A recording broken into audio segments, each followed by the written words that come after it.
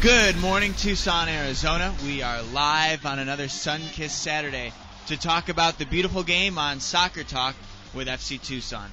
Thanks for starting your weekend in the AM with us. In the studio, I'm Joey Putrelo alongside FC Tucson's Greg Foster and John, the soccer rabbi Pearlman, as well as Dave Ord of the Arizona Daily Star. This applause thing never works. It's always going for someone, It's going for the right person, so never, there's nothing to complain about. Last week it was Ted. So we've got a lot of exciting stuff to talk about today. We have some guests as well. The first one to call in will be Junior Gonzalez, the assistant coach of Chivas USA. Later on, we'll have Tony Amato, the head coach of Arizona Wildcat Soccer, who has led the team to their first national tournament appearance since 2005, and they beat Oklahoma State yesterday 1-0. So that's going to be exciting to talk to Tony. But let's bring Junior on right now. He is on the phone with us. So Junior, how are you doing? Thanks for coming on with us today. How are you guys? We're great. We're great, thanks. Good morning, Junior. How are you? Good. Junior, why don't we start this interview by just asking you, what have you guys been up to with Chivas USA in this off season so far? Well, really, once the news came that new ownership and the fact that they're going to be taking a couple of years to restructure and to build a solid club, we're just kind of on our off time. There's a dispersal draft, I think, on the 19th for all the players and staff. Taking some time to reflect on the season and then trying to figure out our next moves. Majority of the upstairs office staff are doing the same. So it's been a interesting transition. You guys finished in 7th place in the Western Conference overall with 33 points. How good is the Western Conference this season? For me, there wasn't a game that we weren't going in where opponents were worried about us, and for the majority of the time we were sitting in a low position in the tables, and vice versa. RSL is a quality team, and we were able to beat them twice in a season. And they're sitting pretty much higher on the table throughout the season. I would say it was extremely strong. If you look at the competition against the other opponents in the different conference, I think the results speak for itself. Junior, Sean Pearlman here. Real quickly, talk about for yourself what you're doing now and what the plans are going forward for you. What are you looking at doing? I think now you're in Florida right now working with the U17s. Is that correct? Yes. Once once the news was out that our staff was not going to be kept, and Richie Williams reached out to me. I'm good friends with Anti-Electronica down here as well with the residency program. So they gave me an opportunity to come for a week, work with the team, with the pool. I get to know some of the guys, and then later today we're going to be taking a bus to Miami and then flying to Chile for a 7-day tournament. The teams that we'll be competing with will have the host country. Chile will be the first game. Second game will be Brazil, and then we'll end the tournament against Qatar. But it's been good. It's been good for me to get back on the field right away. Obviously, I'm also interviewing for various other jobs and trying to figure out what's the best for my family and for my career at the time. But I'll tell you, it's been great to go from the collegiate game and have a couple years experience in MLS. It's done a lot for me, and I hope I can continue to get into an environment to learn and continue growing as a coach. Hi, Junior. It's Dave Ord with the Arizona Daily Star. It's nice to have you on. Thanks for being with us. One of my questions to you is, I see that you've done it at a lot of levels. You've been the Big West Conference coach twice. You've worked obviously at the highest level with the MLS, and now you're back to doing some soccer at the under 17 and under 18 levels. What do you like about the level you're at now, and which is your favorite level to be at? Well, that's a tough question. Starting with youth soccer, I like the side of the developing young talent, the technical side, introducing tactics as they get a little older. It's pretty rewarding with the youth. Collegiately as well, you're into molding young adults. You're not just teaching them the game, but you're also kind of molding the character of these young student athletes to hopefully be good citizens and get a shot to play in the MLS. And then, in the MLS level, for me, what I really enjoy about the MLS level is just obviously the talent the pressure in the games and the process of trying to develop a system and get everyone on the same page. For me, that was the biggest learning process, was just the managing of the players. And then obviously the professional side of it, the resources are much better. Everyone's focused on one common goal, and that's to have the first team win. So at this point, I want to stay in the professional level for that reason and see how far I can go and if I can make an impact in the game at that level. You played for UCLA under Ziggy Schmidt. Tell us a little bit about him and what kind of an impact he had on you becoming a coach. Well, Ziggy has had a huge impact on me. I was a player that came in at 17 years old to the program, and it was a pretty stacked team with some of the guys actually just coming off playing with the first team in the pool, preparing for the World Cup when Ziggy was an assistant with the first team. I was able to get and start right away, which is great. But then like any other young adult, I had some transitional times and some growing up to do. And I think Ziggy, for me, was not only an excellent coach, and I learned a ton with the staff as well about the game, but for me, he was an extension of my family. He was like another father to me. He helped me with a lot of life lessons. He helped me focus on academics. And to be honest, I got into the coaching game because of Ziggy Schmidt. And he was somebody that, I wanted to make sure that I brought that same type of value and focus to my job in the collegiate realm when I was with UC Riverside. Junior Gonzalez on the line with us right now. He is an assistant coach for Chivas USA. Let's stick to this whole these head coaching relationships you have. Talk about Wilmer Cabrera, who's the head coach of Chivas USA, and your relationship working with him. Well, it's an interesting dynamic for me because Wilmer has had a group of coaches that he's worked with all the way back when he was in charge of the residency program here, and had his 2 cycles with the staff. So he had Paul Grafer, he had Paul Caffrey that he had worked with in the past. Paul Caffrey was also at the Colorado Rapids when Wilmer was there as Oscar's assistant for the last 2 seasons prior to coming to L.A. My relationship with Wilmer, obviously, just like any other head coach, was just to learn what he wanted to implement, and then try to do my best to be loyal to him and to focus on how I can help the club and him in the process to get the team organized. We had early on, I think it was a transitional stage, trying to figure each other out. He's trying to see what I'm capable of, and I'm trying to learn his system and exactly what information I need to give on the field. But that was a short transitional period, and for the majority of the time, I feel like he's been a player at such a high level with so many different experiences and under some big time coaches that his defensive tactics and the idea of sliding, getting behind the ball, and then trying to play off the counterattack was something that we were trying to implement. And I learned a lot from what he brought to the table, and I learned a lot from both assistants as well. Paul Caffrey, Paul Grafer was a goalkeeper coach, but also read the game very well, and I think it was a good chemistry that we had throughout the season. So I'm happy that he kept me on and gave me the opportunity to grow as a coach with Chivas. Junior, just to shift gears a little bit, we were talking about our time together.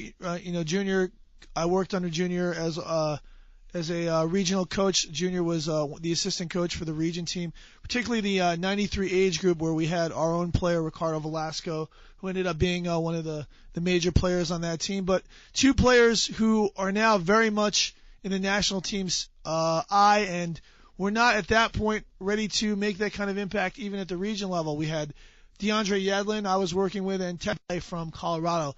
Talk a little bit about their development and how even at 16, players have a lot of growing to do, and you're not always sure. I mean, you could even imagine how much these players have grown and what the impact they're now having at a national level.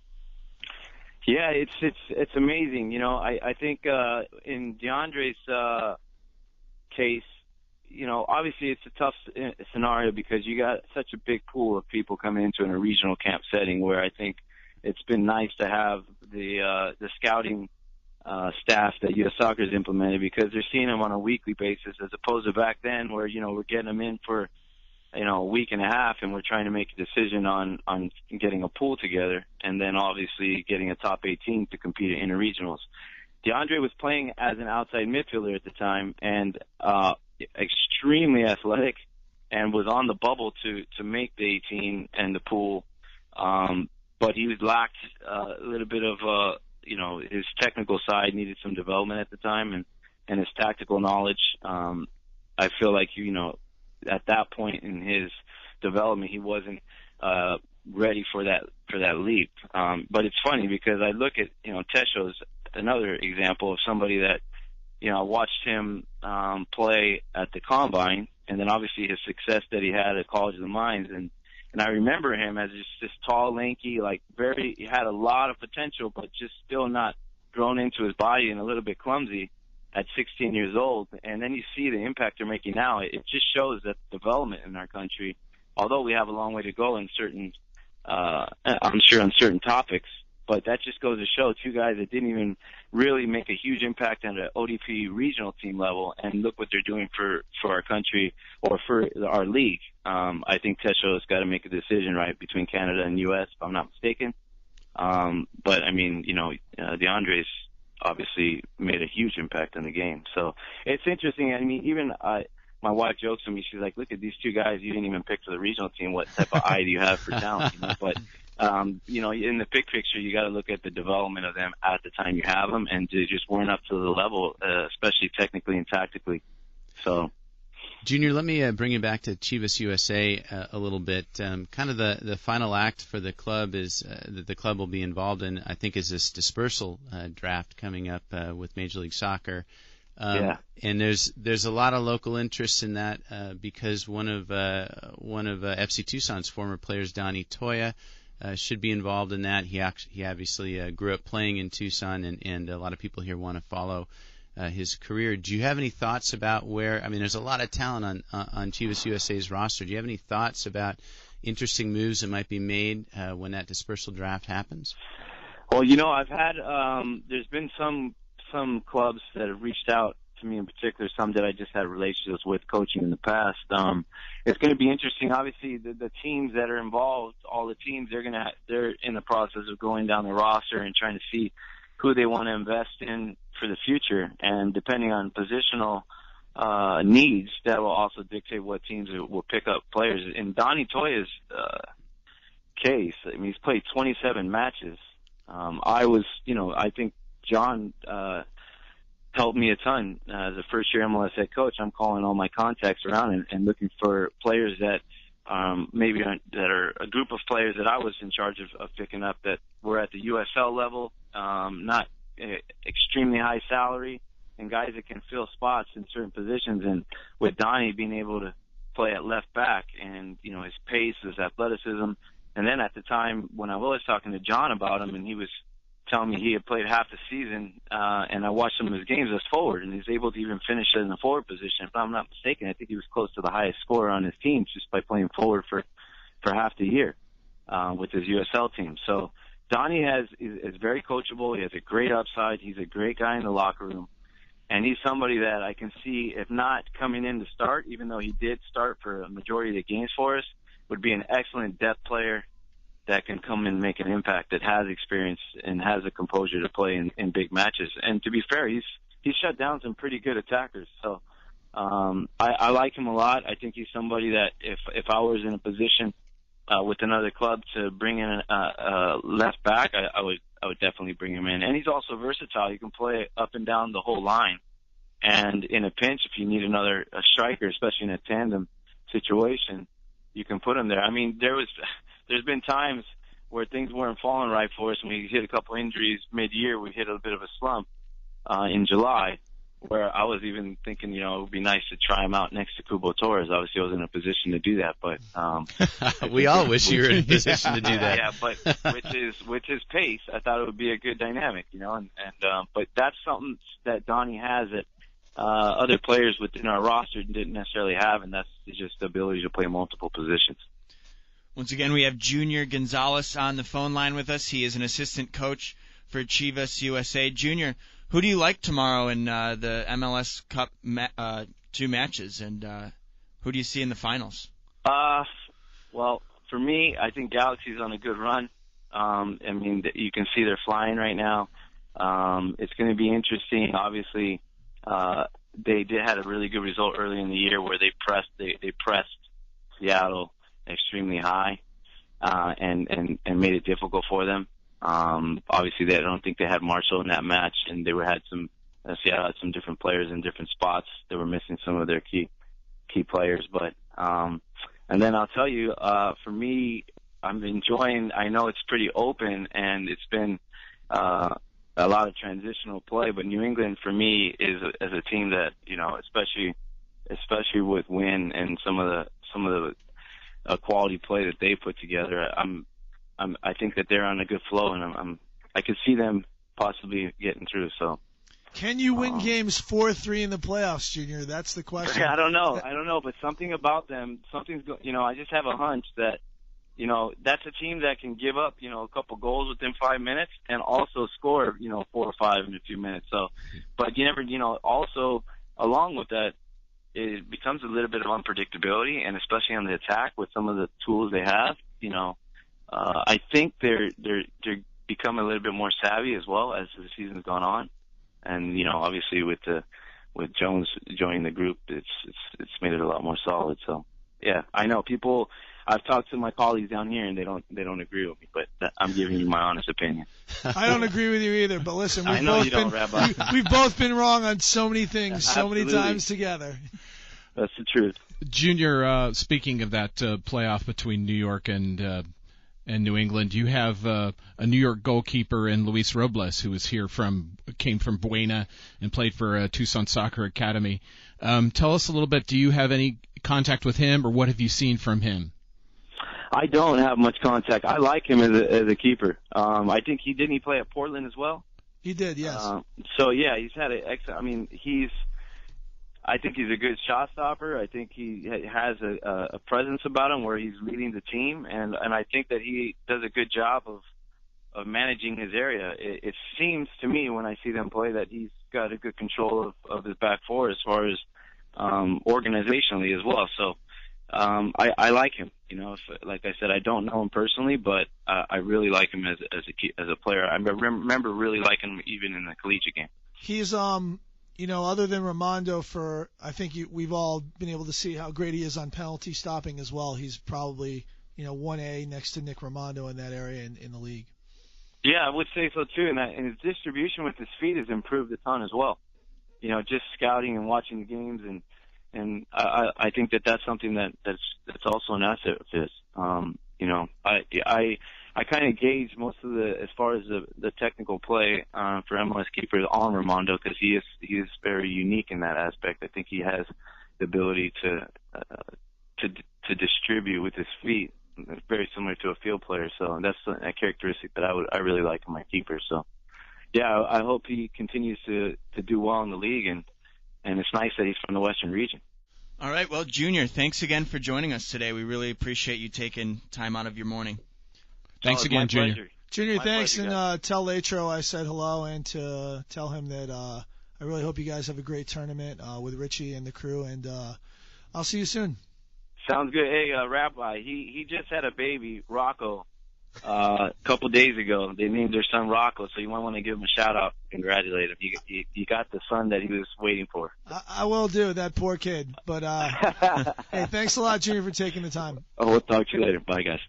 So once again, that was Junior Gonzalez, assistant coach of Chivas USA. An excellent conversation, and I think coach that's really on the rise here in Major League Soccer. Yeah, I'd just like to say, you know, I was very lucky, and Junior gave me one of my early opportunities along with Mario Sanchez at Louisville. And simply the fact that Junior is what we love in the coaching game. He's a grinder, and he took every opportunity he could get. He worked with Chivas' youth academy.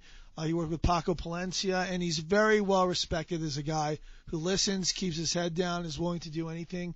And any staff would be lucky to add this individual. I mean, when we go MLS someday, Greg, all of our dreams, you know, I have in my mind my dream staff, and I really truly would tell you that he would have to be a part of it, because he's such a good company guy, and he's so intelligent, and he continues to get better at everything he does, and really has the kind of heart that represents this community. So I really hope that he lands on his feet very quickly, and I think whoever gets him will be very lucky to have him.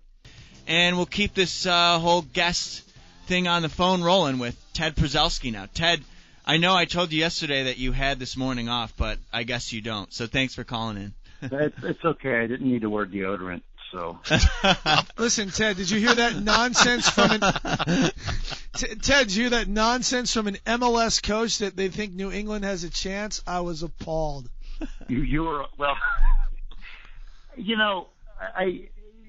just tells the truth, John. And if I think if you can't handle it, you need to really look in the mirror. Well just so you know, a rough start. to be fair, Ted, I mean, here's the thing, though. It's not that I don't think the New England. I'm trying to analyze it from a GM and like a tactical standpoint. I love Jay Heaps. I love Mike Burns. I texted him yesterday. I could not be happier for New England as a franchise. I couldn't be happier for those guys and those players. And I love how they open up and score goals. It's just this part of me, the Mourinho, Chelsea, Pearlman, that it's just frightening when you feel like a team's got to score 3 to win in those days where you're just not hitting the target, or a goalkeeper of the level of Luis Robles, who we all know very well, can have the quality of a game where he can take away some goals. Do you have the ability to keep New York's, vaunted attack out of the net? I think that's really the challenge. I mean, isn't it, Ted? Well, yeah. I mean, when you have someone like Bradley Wright Phillips, it's I keep watching teams try to figure out some way to just calm him down, and there doesn't seem to be a decent way to do it. I mean, there's just so many places he knows where to score from, and I think that's going to be the challenge for New England. And you're right. I mean, New England's thing, even when the game, that first playoff game when Columbus, when everyone was saying, oh, look, they collapsed. Yeah, they collapsed, but they still scored twice. And that second time was on a penalty kick that really was kind of a screw up on the defense's part for New England. So, I mean, that's a concern, but New York has had a habit of turning in bad games once in a while, too. They haven't always been, that last match they played against L.A., for example, was just hideous. And so they're perfectly capable of being broken down.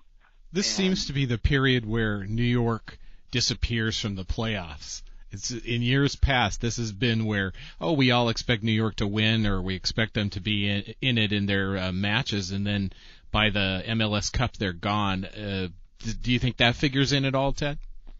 I think, and I don't know why that happens. I don't know if there's something about the New York franchise. Now this is the last time we can say the New York franchise, but that somehow they put all these nice pieces together. I mean, on paper that should be the team that everyone should be afraid to play against. And even as good as Bradley Wright Phillips has been this year, I don't know if teams really are afraid to play them. They all and last year they started really well, and then where were they this year? They started really well.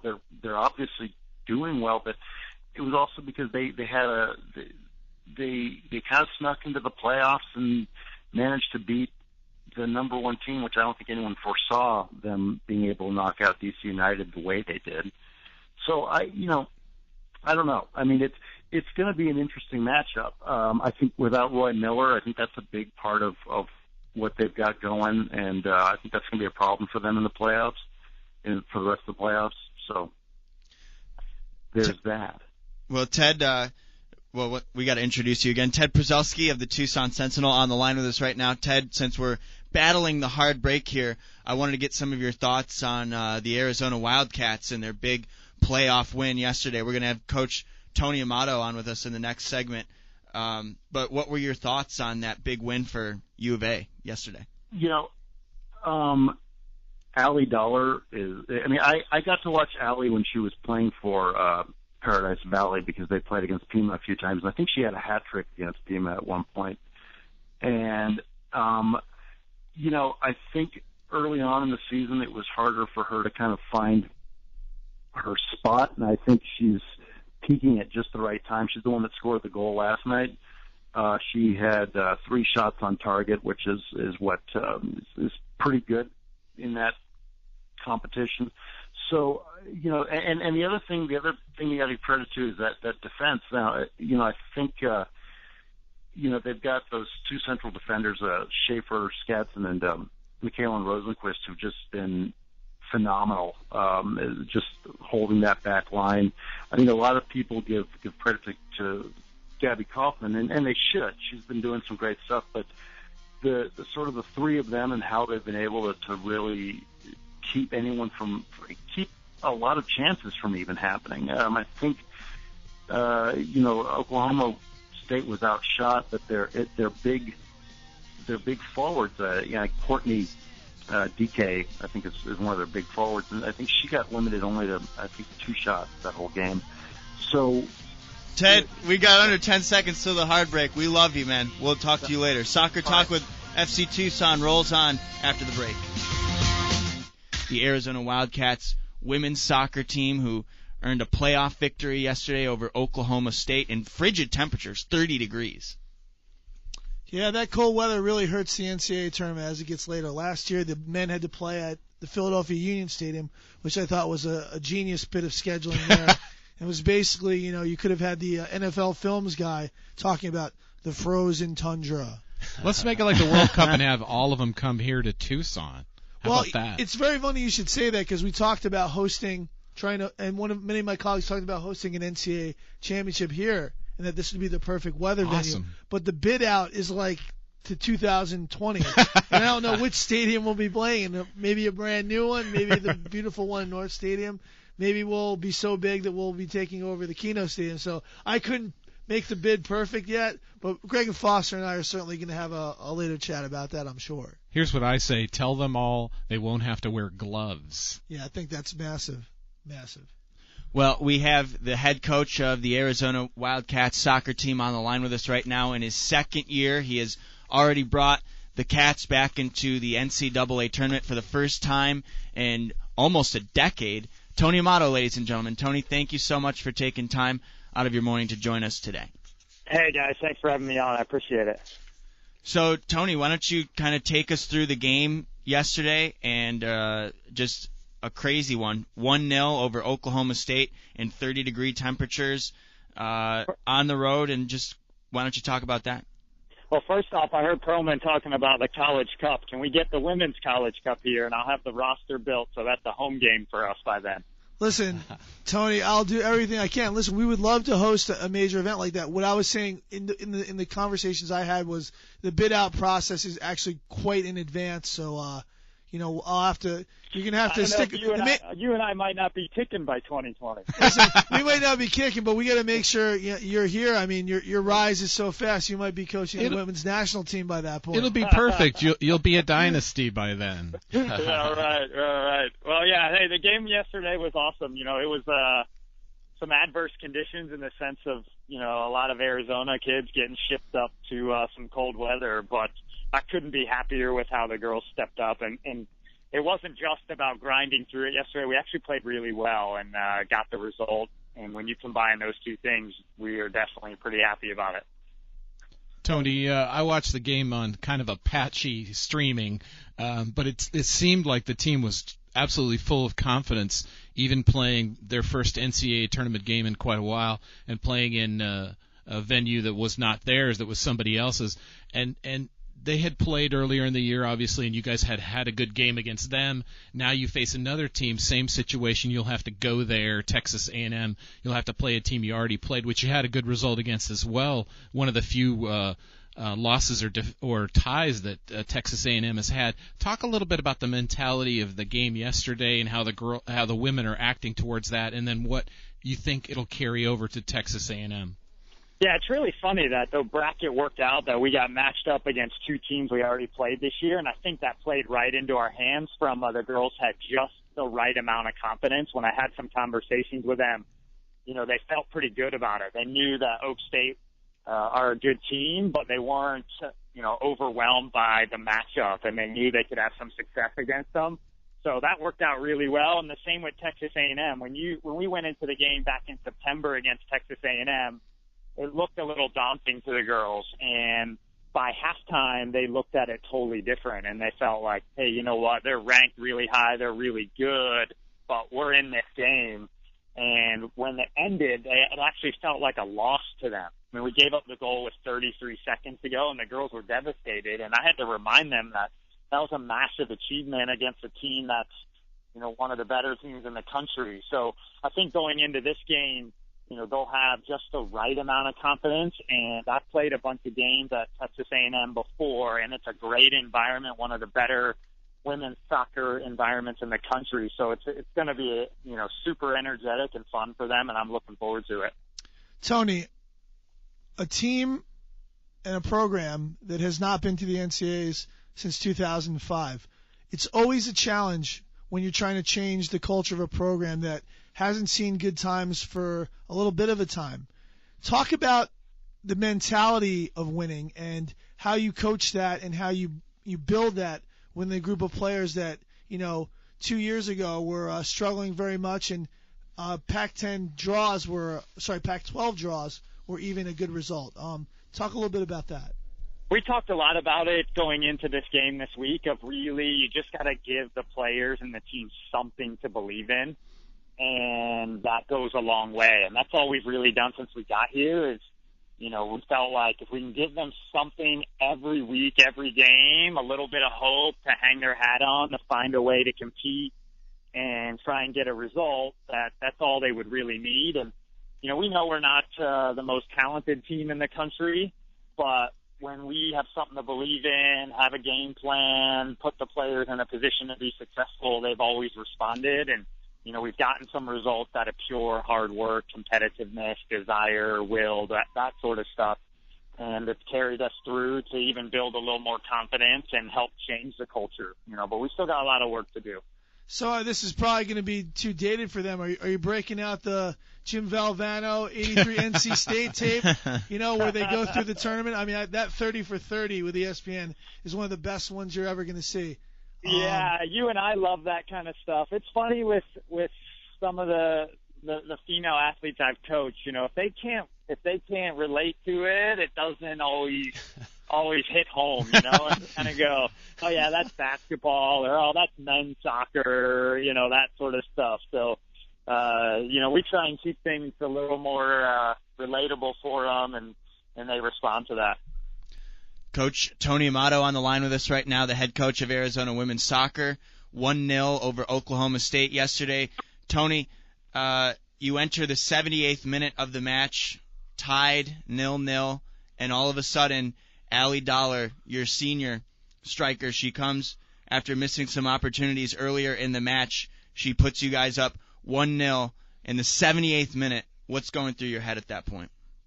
Well, we were super excited, especially for Allie, because she missed a couple chances earlier, especially one really early in the game. But she has that striker's mentality that, you know, you and I would talk about, you know, where she missed some chances, stayed at it, put herself in good positions, and when another chance came her way, she was able to finish it off. And that's something I admire with Dollar. She brings the same effort, the same consistency every single practice, every game, and I was super happy for her to be able to pop up and score that goal yesterday. Tony, so moving on to Texas A&M, tactics, what's it going to take to beat Texas A&M? Well, they have 5 attacking players, so they play 2 attacking center mids and 3 forwards, and you have to stop those 5. They are super dangerous, some of the better players in the country, national team players, and if you can deal with them, you can stay in the game, and that's what we did, you know, back in September. We limited some of those players' opportunities, and we're going to have to do that again, and then hope that, you know, some of the chances we create find their way in the back of the net. You know, when we went into the game in September, we said we'd probably have to score 3 goals to win the game. And it kind of played out that way. We scored 2 and drew the game. And we kind of have the same mentality going into this one. It's going to take 2 or 3 goals to pull it out. Tony, can you comment a little bit about the importance of playing in a conference as challenging as the Pac-12, where you face UCLA, you face Stanford, you face Cal throughout the season?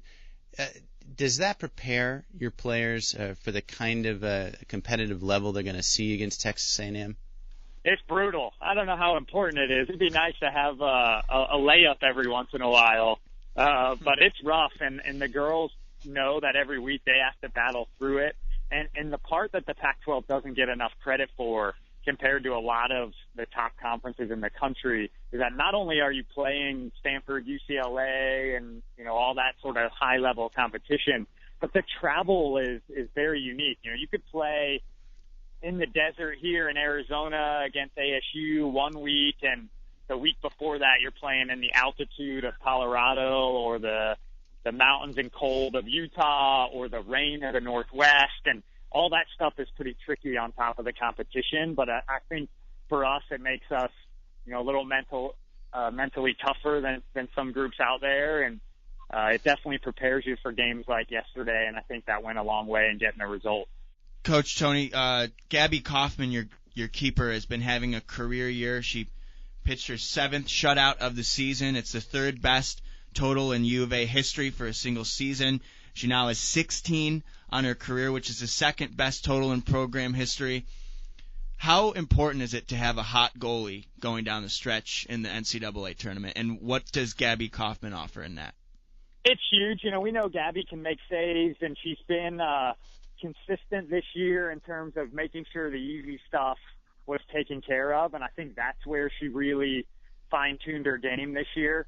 One of the things over the last couple, since Gabby had been at Arizona, she's always led the conference in saves, and that was something we talked to her and the team about this year, is that we didn't want our goalkeeper to have to lead the conference in saves, and we think that's helped with some results this year. She didn't lead the conference in saves, and I think that's helped her game, to this point.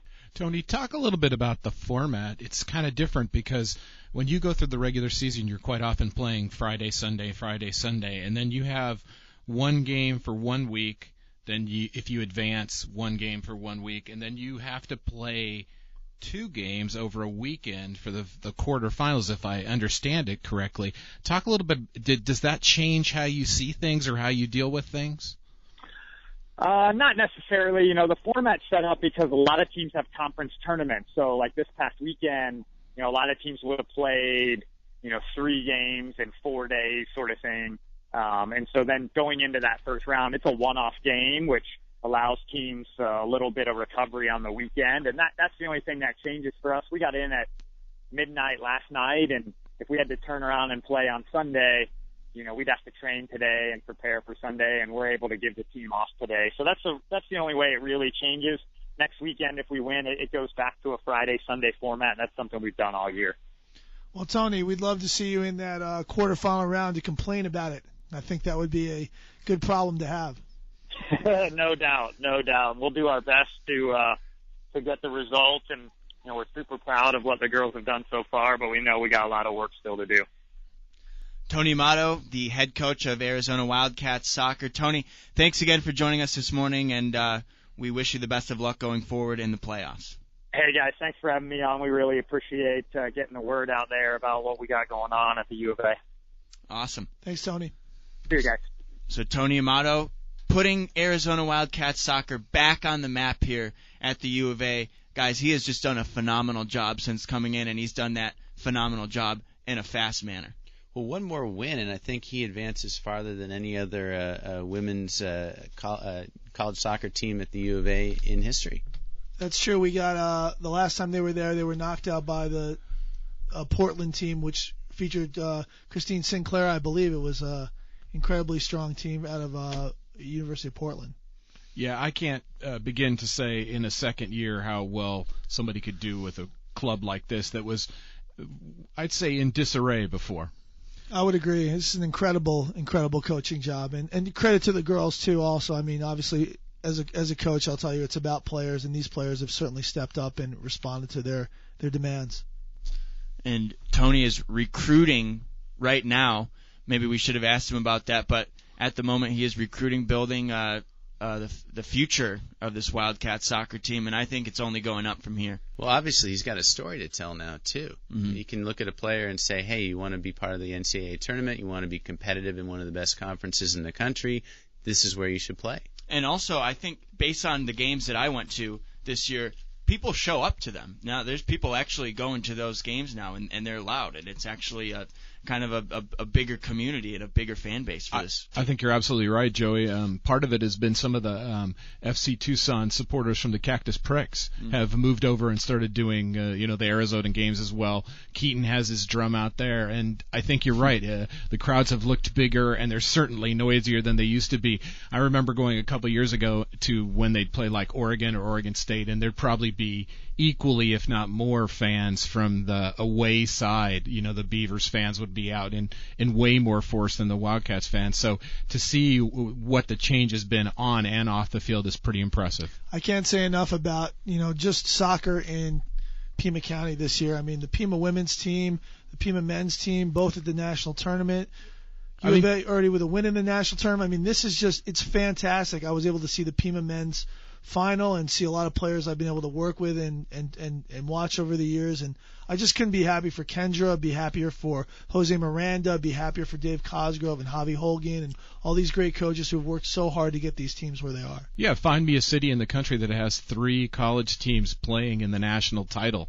For the national title. I mean, that in itself is pretty amazing. I mean, you might not ever see that again, to be perfectly honest, because to get 3 teams at that quality to get that far is amazing. And yeah, well done to the Pima folks. They play next weekend, both of them, either during the week or later in the week at their national tournaments. They're 12-team tournaments, and they play a kind of a cool group stage, sort of like the World Cup, where you play both of your competitors and then the best team from the group of 3 moves on to the semifinals.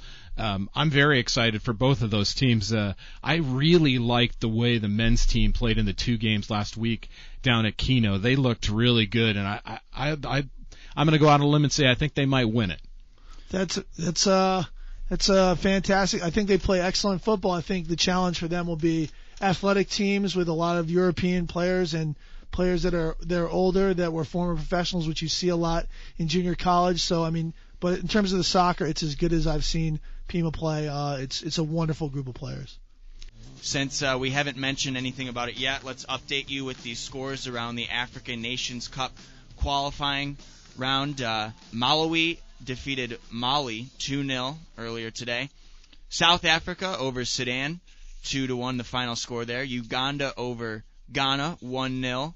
And Burkina Faso over Lesotho 1-0. Guys, what are your reactions to those scores? Well, before we jump into African Cup of Nations, because there's some interesting storylines going on there, I just want to point out probably the best headline, I think, of this week on an international break, and that is Greece sack Claudio Ranieri after loss to Faroe Islands. Only 3 times this Faroe Islands won a game in qualifying. Oh my! I love that story because the best conversation I ever had, my buddies coming down here, Mick Reevy, who coaches up in Scottsdale, was like, could we both get the Faroe Islands job? I mean, what would we have to lose? How great would it be to take on that challenge? That would be a tough job. Some would argue any job Claudio Ranieri takes, I think John Pearlman could do just as good of a job. Well, okay, so I mean, all right, he's had some accomplishments as a manager. To me, this is a fantastic headline because Greece is the most grim national squad that I've ever watched. And I get that they won the European Championships in 2004. They made it kind of far in the World Cup. I cannot stand watching that team. And when bad things happen to such a defensive-minded, bunkered-in team, I love to see it. And so for me, this was the best result of the week. I think some people would say that Greece begins with a G and R and grind begins with a G and R because that's what they do. They grind out games. And they are very difficult to watch, I'll agree. But well done to Faroe. I mean, that's hard to almost believe because this is a very, very small place. Well, let's go and go back to the African Nations Cup. Well done to Uganda over Ghana. I mean, you can't stop Uganda. You can only hope to contain them. I mean, I think that's the new moniker out of Uganda.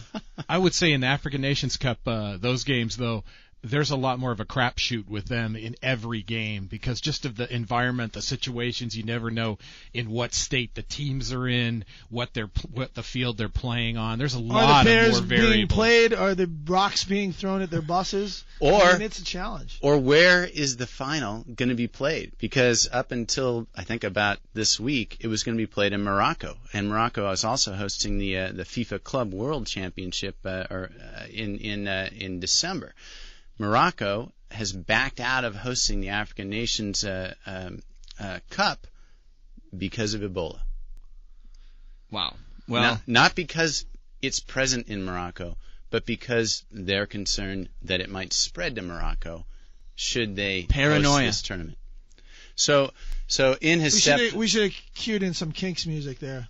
Paranoia will destroy it. I mean, it's ridiculous. It's like not having it because the flu exists, or AIDS exists. I mean, it's ridiculous. Completely ridiculous. Well, how about moving on to the European Championship qualifying round? I think the match that I'm looking forward to most, it's about to kick off very soon. England against Slovenia. Wayne Rooney will earn his 100th cap with England.